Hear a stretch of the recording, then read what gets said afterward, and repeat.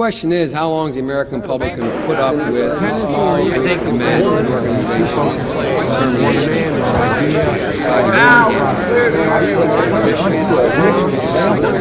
I am an anachronist.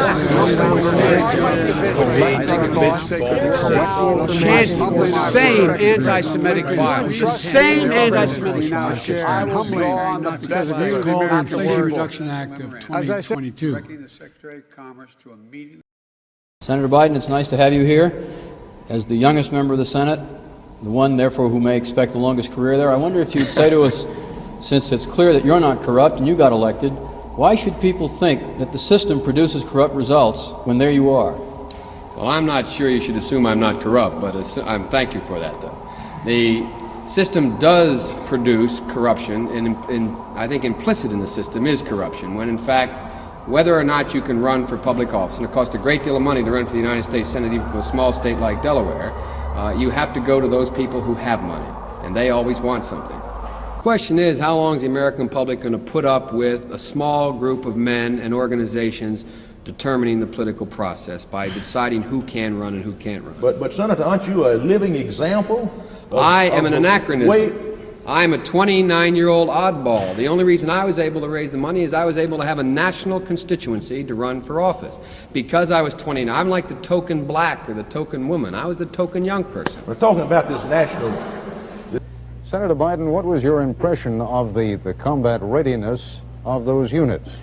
Well, I was very impressed, Mr. Koppel. Not only was I impressed with the physical force, but the attitude and the morale of both the ship's officers and the men. I spent a total of 6 or 7 hours being questioned and questioning the flight crews, the pilots, even the engineers, and the morale is high. I think the preparedness is there, and I think the capability is significant.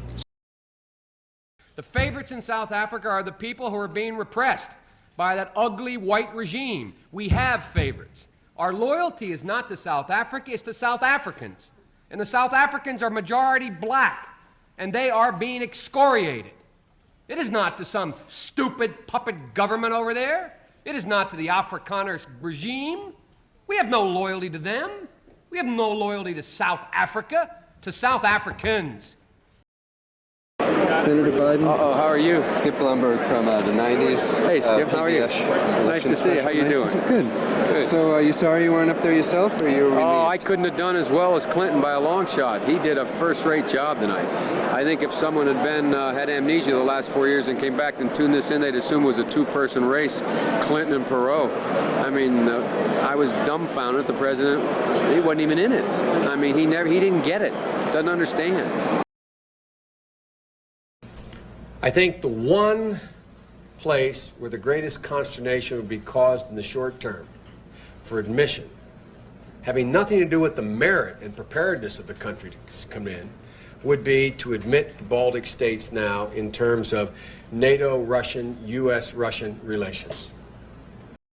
The tendency in these circumstances is to be too focused on one man, one idea, one prospect. I think that we should be calm. Those of us who hold high public office, just calm down a little bit, collect our thoughts, collect the information, and in a methodical way analyze what we know happened and what we can derive from that. I think it's much too early for us to make those kinds of judgments. The nuclear option abandons America's sense of fair play.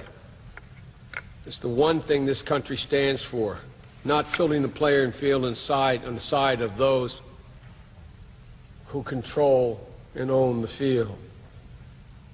I say to my friends on the Republican side, you may own the field right now, but you won't own it forever. I made a mistake. I made a mistake 21, 22 years ago. I was arrogant. I didn't think I had to prepare. I showed up at a debate and I failed to quote somebody, a guy named Neil Kinnock. And I just asked people and everyone else, look at the last 20 years of my career. The Obama-Biden administration has no doubt about the need for and strongly supports a vibrant European Union. We believe it's absolutely essential to American prosperity and long-term security. So have no doubt about that. And I'm pleased that through the transatlantic legislators' dialogue, you're building a strong relationship with the United States Congress, and I hope that the office you opened in Washington last month is going to enhance those ties. My son Beau, my son Hunter, my daughter Ashley, Jill, our whole family. And this sounds corny, but we found purpose in public life. We found purpose in public life. So we intend, the whole family, not just me, we intend to spend the next 15 months fighting for what we've always cared about.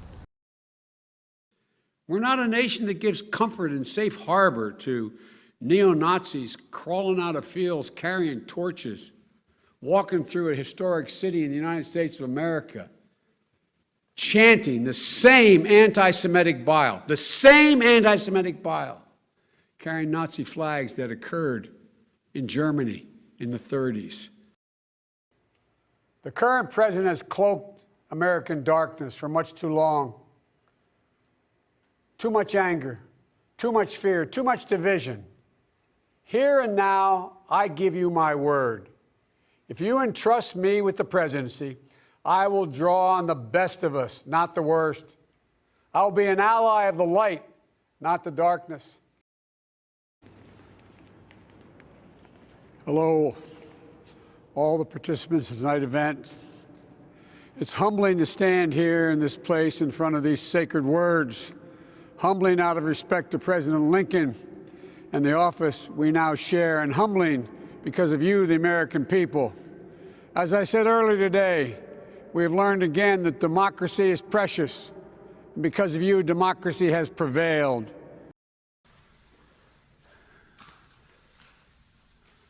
Good afternoon. Yesterday, I spoke with both Senator Schumer and Manchin and offered my support for a historic agreement to fight inflation and lower costs for American families. It's called the Inflation Reduction Act of 2022. Some of you will see a lot of similarities between the beginning of the Build Back Better initiative. It's not all of it, but we've moved a long way. And now we'll clear the area of old munitions, create access to the outdoors for communities and parks, and we're going to green spaces that are harder and harder to find. And importantly, Kastner Range will be preserved for future generations.